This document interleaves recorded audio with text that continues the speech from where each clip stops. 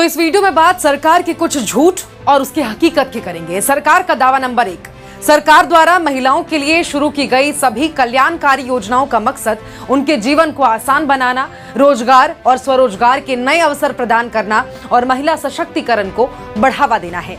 लेकिन इसकी हकीकत क्या है?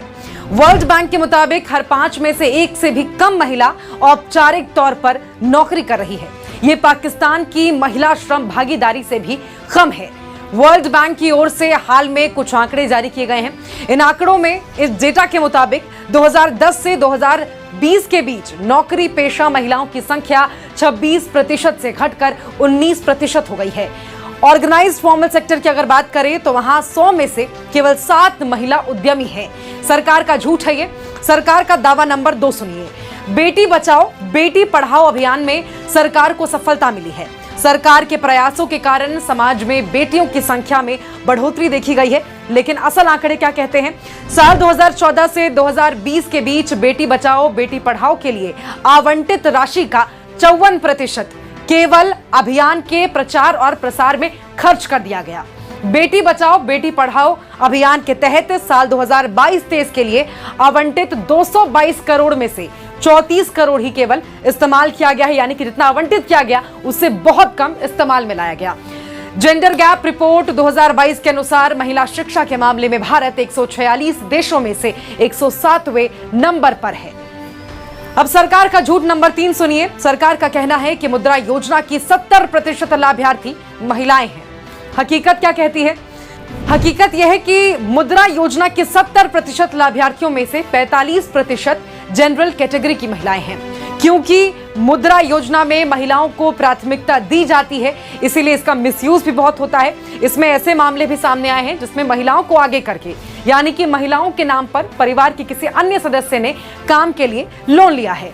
मुद्रा योजना के तहत दिए गए लोन से कितने रोजगार उत्पन्न हुए हैं, इसे लेकर भी सरकार के पास कोई डेटा या कोई आंकड़ा मौजूद नहीं है। अब सरकार का दावा नंबर 4 सुनिए। सेना बल को युवा शक्ति से समृद्ध करना बहुत जरूरी था। इसे ध्यान में रखते हुए अग्निवीर योजना लाया गया। ये अधिकतम युवाओं को देश की सेवा करने का मौका देगा, ये सरकार का कहना है। लेकिन हकीकत क्या है? इस योजना के आने के बाद जो हुआ वो सरकार के दावों को झूठा साबित करता है, बिल्कुल उलट साबित करता है। बिहार, हरियाणा, उत्तर प्रदेश, तेलंगाना समेत देश के कई हिस्सों में विरोध प्रदर्शन देखा गया था। योजना को बिना किसी ट्रायल के लागू कर दिया गया, जिसका खामियाजा अब युवाओं को भुगतना पड़ रहा है। योजना के तहत भर्ती के बाद केवल 25% अग्निवीर ऐसे हैं जो स्थायी सेवा दे सकेंगे। बाकी बचे 75% जो युवा हैं उन्हें सेवा मुक्त कर दिया जाएगा।